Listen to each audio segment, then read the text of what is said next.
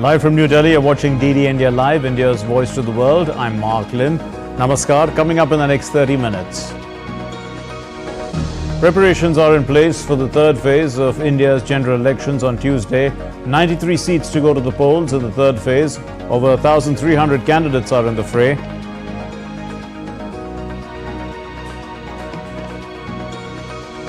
Israeli military begins evacuating Palestinian civilians from parts of Gazan city of Rafah ahead of a possible attack on Hamas targets. Russia plans to conduct tactical nuclear drills. Ukraine calls the threat nuclear blackmail.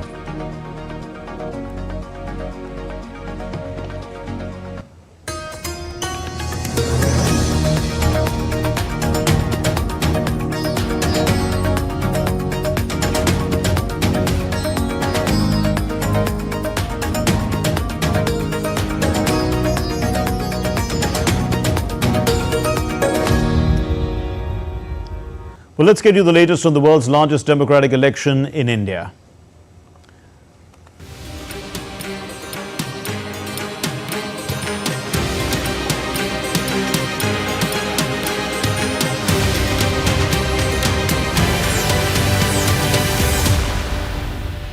The third phase of Lok Sabha elections 2024 will be held on Tuesday, the 7th of May, with voters in 93 constituencies across 10 states and 1 union territory going to the polls. Elaborate arrangements have been made for polling, and the polling parties have been dispatched to their respective polling stations ahead of the polls. All 25 seats in Gujarat, 14 seats in Karnataka, 11 seats in Maharashtra, 10 seats in Uttar Pradesh, and a union territory of Dadar and Nagar Haveli and Daman and Diu will go to the polls in this phase. As many as 1,351 candidates are in the fray for the third phase of polls, and the fate of many important leaders, including of the Union Home Minister Amit Shah, the rebel BJP leader KS Ishwarappa, the Union Minister Jyotiraditya Scindia, the SP's Dimple Yadav, the former Madhya Pradesh Chief Minister Shivraj Singh Chauhan, and the NCP SCP leader Supriya Sule are to be sealed in the ballot boxes tomorrow. Campaigning for the fourth phase of Lok Sabha elections scheduled for May 13 has gained momentum, and political leaders are holding rallies and roadshows across the country. In order to garner support for their particular candidates, each of these parties are doing their best. Prime Minister Narendra Modi held a rally in Odisha's Behrampur and Nabarangpur. The Prime Minister exuded confidence that the BJP would win the elections and has emerged as a new hope for the people of the state. Odisha में BJD अस्त है, कांग्रेस पस्त है और लोग BJP पर आश्वस्त है और सिर्फ भाजपा उम्मीदों का नया सूरज बनकर आई है. The Union Home Minister Amit Shah held a roadshow in Krishnanagar, West Bengal, in support of the BJP candidate Amrita Roy. Crowds of people could be seen as the roadshow traversed through the lanes and by-lanes of Krishnanagar, located in Nadia district of West Bengal. Later, Amit Shah addressed a rally in Durgapur, where he called on the people to vote for Prime Minister Narendra Modi and what it signifies for the country. Narendra Modi ji को तीसरी बार प्रधानमंत्री बनाने का मतलब है देश के अर्थतंत्र को दुनिया में तीसरे नंबर पर पहुंचाने का काम करना. नरेंद्र मोदी को तीसरी बार प्रधानमंत्री बनाने का मतलब है देश में से आतंकवाद और नक्सलवाद को समाप्त कर देना. 3 करोड़ गरीब बहनों को लखपति दीदी बनाना. Well, opposition leaders are also on a whirlwind tour in various parts of the country. They are seeking support for their candidates. The Congress leader Rahul Gandhi addressed a rally in Ratlam, which is in the central Indian state of Madhya Pradesh, where he categorically talked about holding caste census if voted to power. हमने निर्णय लिया है कि हम जाति जनगणना करने जा रहे हैं। जाति जनगणना से आपको पता लग जाएगा कि आपकी आबादी कितनी है और देश की संस्थाओं में आपकी भागीदारी कितनी है। इकोनॉमिक सर्वे होगा और सबको पता लग जाएगा कि इतने % आदिवासी हैं, इतना धन उनके हाथ में है, इतनी संस्थाओं में उनके लोग हैं। ये क्रांतिकारी काम है। इससे हिंदुस्तान की राजनीतिक बदलने जा रही है और हम ये आपके लिए करने जा रहे हैं। The Congress candidate from Northeast Delhi, Kanhaiya Kumar, has filed his nomination papers. Voting in Delhi is scheduled for May 25, which is the 6th phase of the general elections.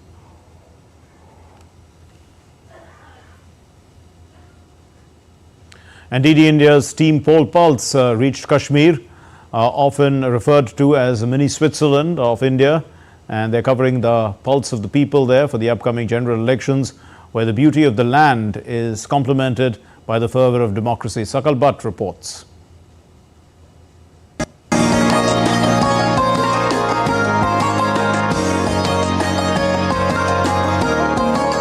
Team Poll Pulse has reached poll-bound Jammu Kashmir, the Union Territory of India, located in the northern part of the Indian subcontinent.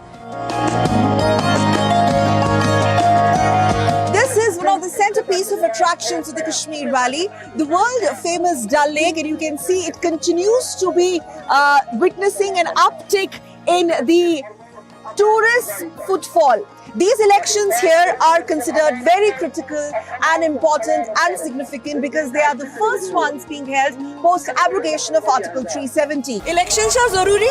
Election is zaruri and it's just faydalı lokanlar sadece zaruri faydalı lokanlar Cumhuriyet माने हम चीज़ ज़रूरी बात cast ट्रामर vote तो अलग हिसाब बात है मगर जो इशू ज़रूरी इलेक्शन जो ज़रूरी अच्छा चल रहा काम अच्छा, लेकिन महंगाई तो एक बात में सोचना पड़ेगा। शिकारा जो बनता हमारा वो महंगाई बनती 3 लाख का।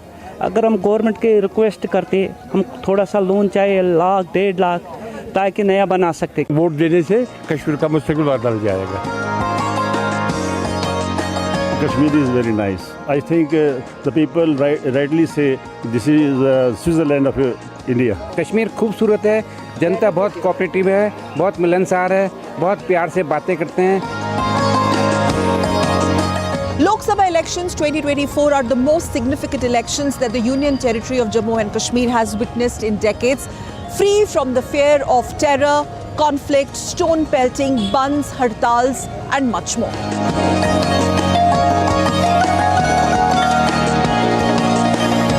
Jammu Kashmir is witnessing a multipolar contest between numerous regional heavyweights in the fray, namely National Conference, PDP and other regional outfits like People's Conference, Apni Party as well as Azad Party, plus Congress also in the fray.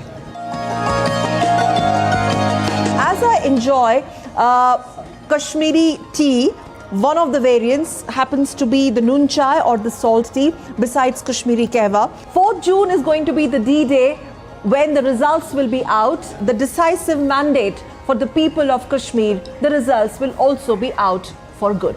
With camera person Rajesh Rikki, this is Sakal Bhatt reporting from Srinagar for DD India.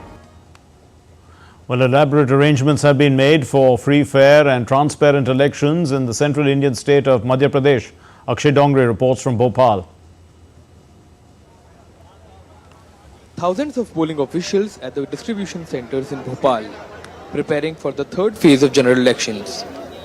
These poll officials, after collecting required equipment, moved to their respective polling booths a day in advance for the voting procedure. Whatever is possible, we will make sure that everything will be happen smoothly. It's a very different kind of experience. Not everyone gets this experience. I have been appointed as a polling officer for the 5th time. From adequate food and water arrangements to healthcare centres, all arrangements have been put in place by the Election Commission of India to ensure that the officials and volunteers face no difficulty in conducting their duty. A total of 9 constituencies of Madhya Pradesh will go to polls in the 3rd phase. These 9 constituencies have a total of 19 districts, 127 candidates, 118 male candidates and 9 women candidates. Maximum number of candidates are from Bhopal at 22. The least number of candidates are from Bhind at 7. There are over 17 million voters in these 9 constituencies. Over 500,000 voters in the age group of 18 to 90. Over 20,000 polling booths. Special arrangements at polling booths for differently abled voters. The Election Commission has made an appeal to encourage people to exercise their rights and cast their ballot. Special arrangements have been made at the sensitive polling booths in the state. We have taken extra steps for the third phase. A massive campaign has been launched at the booth level. A week-long activity has been planned at every booth so that one can engage with the voters and motivate them, educate them to come out and vote on the day of polling. The polling body has also made strict security arrangements and has even seized a huge amount of unaccounted goods and cash to ensure that elections are conducted in a free and fair manner. Since the date elections were announced up till now, 280 crores worth of goods have been seized, which were unauthorized. Thousands of polling officials working with utmost dedication, accuracy and transparency to conduct free and fair elections in their constituency. And in each and every constituency across the country, similar kind of efforts are made by these polling officials that make the world's largest elections possible. In Bhopal, Madhya Pradesh, with camera person Ramakant Sharma, Akshay Dongre, DD India. As Assam's parliamentary elections near their climax, anticipation brews over 4 pivotal constituencies: Barpeta, Dhubri, Kokrajhar and Guwahati. Here's a report by Tapas Bhattacharya.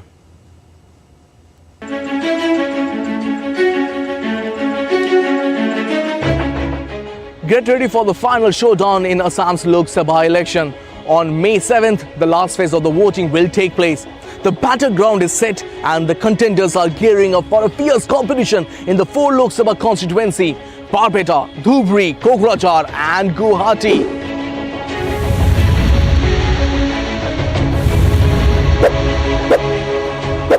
In Barpeta, a 3-corner battle awaits at CPIM's Munranjan Talukdar, AGP's Phanibhushan Chaudhary and Congress Deep Bayan vie for victory.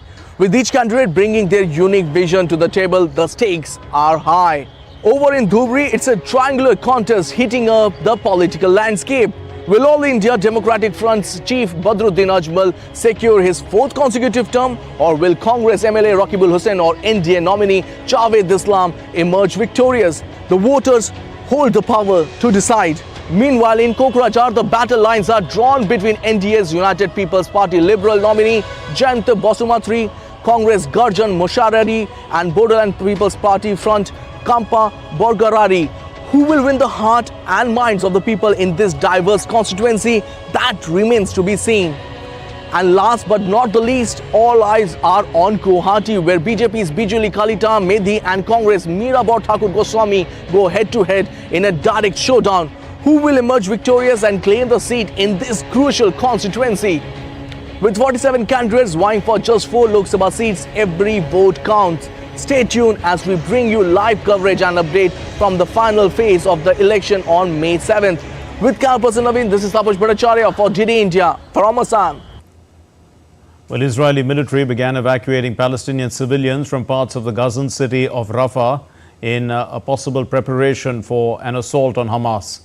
Israel told Palestinians to evacuate parts of Rafah on Monday in what appeared to be preparation for the long-threatened assault on Hamas holdouts in the southern Gaza city, where more than a million people have been sheltering.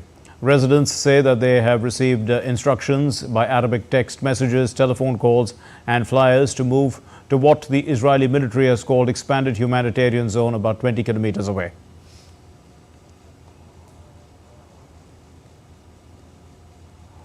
Now, still to come here on DD India Live. The German Chancellor Scholz visits German troops who are stationed in Lithuania.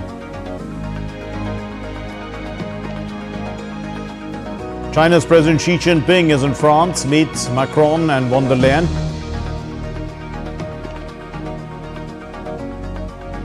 Panama's former Security Minister Molino wins the presidential elections.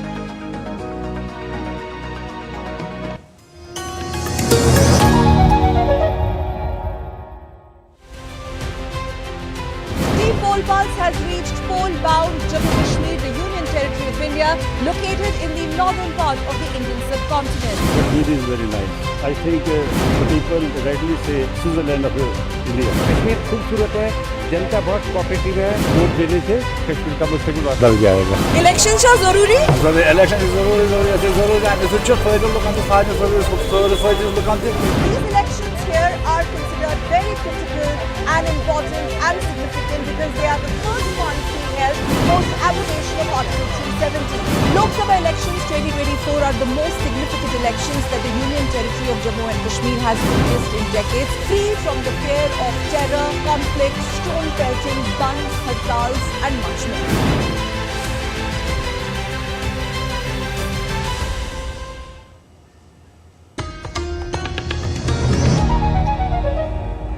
You're watching DD India Live. I'm Mark Lin. The Chinese President Xi Jinping met the French President Emmanuel Macron in Paris on Monday. The two leaders shook hands at the Élysée Palace as Macron welcomed Xi to the French capital for a rare visit against the backdrop of mounting trade disputes with the European Union. Emmanuel Macron has urged his Chinese counterpart to reduce trade imbalances and to use his influence with Russia over the conflict in Ukraine.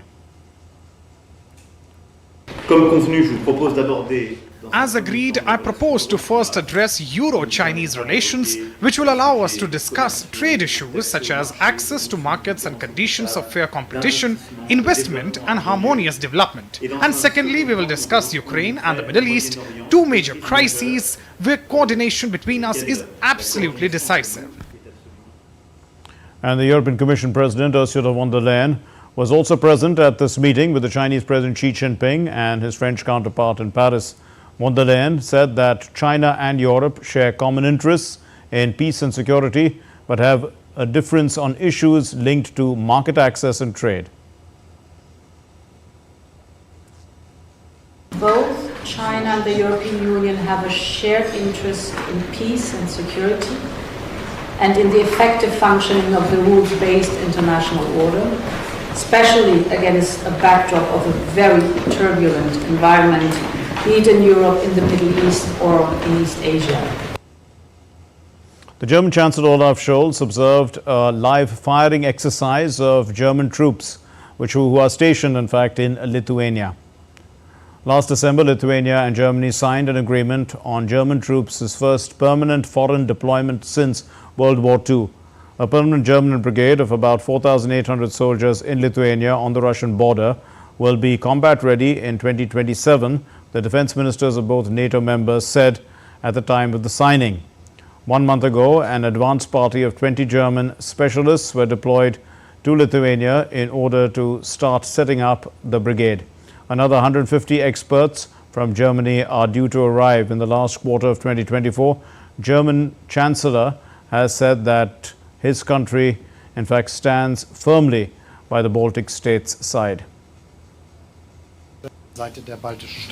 Germany stands firmly by the side of the Baltic states, and there are many reasons for that, but it is essential that we make clear that this is a serious commitment. We are responsible for one another as per the agreements made with NATO. It means that we provide protection for one another and that all countries can be sure we will defend every square centimeter of their territory. On to another conflict, the Ukrainian drones. They have attacked two buses taking people to work, and 6 people have been killed and injured. Another 35, in fact, were injured in the Belgorod region of Russia. The governor, Vyacheslav Gladkov, said that the attack took place near the village of Berezovka. The windows of the buses were blown away, and a person was also injured seriously. 2 children had superficial injuries. Belgorod region has been repeatedly attacked by Ukrainian artillery and drones.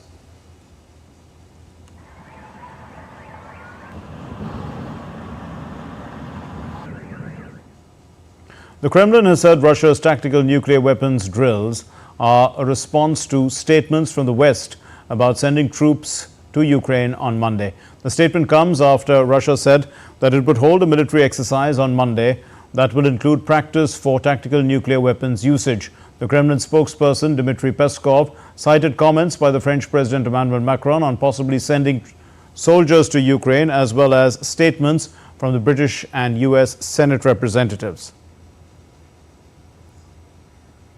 US and Filipino military personnel sank 5 floating platoons meant to represent amphibious landing ships during their annual Balikatan exercises near the Philippines' northern waters on Monday. This demonstration is part of an annual drill, and it showcased military strength and symbolized solidarity between the two nations amid regional tension in the South China Sea.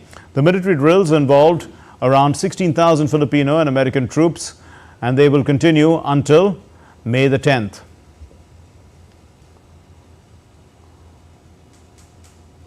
Jose Raul Mulino won the presidential election of Panama on Sunday, securing about 34% of the total ballots. Mulino will assume office on July 1 for a 5-year term. Mulino had earlier served as the Interior and Security Minister during the former popular leader Ricardo Martinelli's administration. That was from 2009 to 2014.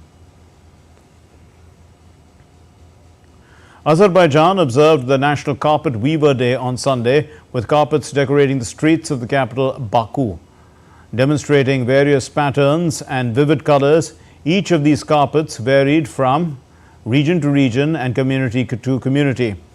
They flourished in the Middle Ages. The nuances of the art have been passed on for generations, and the Azerbaijani carpet weaving, it was enlisted as an intangible cultural heritage of humanity in 2010.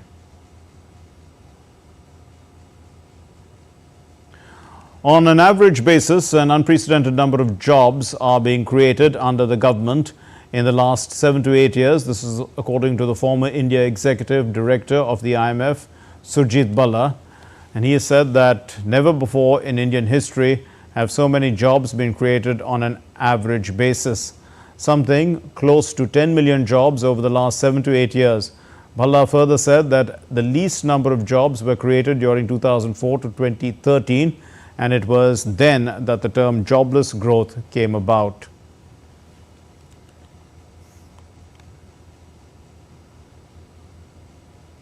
Since the abrogation of Article 370 and the passing of the Women's Reservation Bill by the Indian Parliament, the Union Territory of Jammu and Kashmir has witnessed great enthusiasm among female voters over development. With nearly 4.25 million women voters in Jammu and Kashmir, there is a growing awareness among women about their electoral choices and the significance of voting for their representatives. The voting percentage among women has been on a consistent rise in general elections.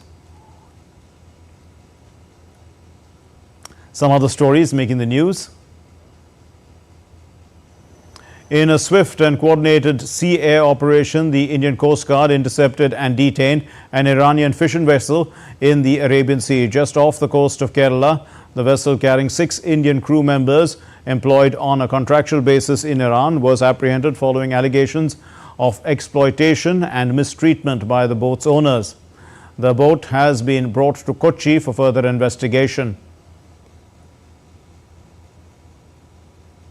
The Enforcement Directorate on Monday conducted raids at multiple locations in Ranchi and recovered 250 million unaccounted rupees in cash from the house of a domestic helper who was linked to the secretary of the Jharkhand Rural Development Minister Alamgir Alam.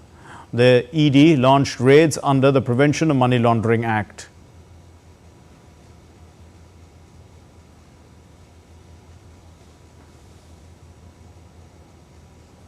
The National Testing Agency on Monday denied reports of question paper leak for the National Eligibility Cum Entrance Test Undergraduate 2024, saying that the reports claiming the question paper leak in the Medical Examination Entrance Test NEET UG are completely baseless and without any ground. The Indian origin astronaut Captain Sunita Williams and her fellow veteran NASA astronaut Butch Wilmore are all set to fly to the International Space Station again on a brand new spacecraft Boeing Starliner on Monday. The launch is scheduled at 10:34 p.m. ETD at Cape Canaveral Space Force Station in Florida. The flight test will carry astronauts to the space station for a week to test Starliner spacecraft before NASA certifies transportation systems for rotational missions. The flight, if it succeeds, will become the second private firm being able to provide crew transport to and from the ISS. And that's all we have in this edition of DD India Live. Let's know your thoughts on the news of the day. And for those of you who are on the go, you can get the latest news and updates from India and across the world on the DD India mobile app. The app is available on both Android and iOS platforms. Scan the QR code on the screen and download it now. We'll be back with more news as it breaks here on DD India. I'm Mark Lynn, and from all of us here in Delhi, thank you very much for watching DD India Live. Namaskar.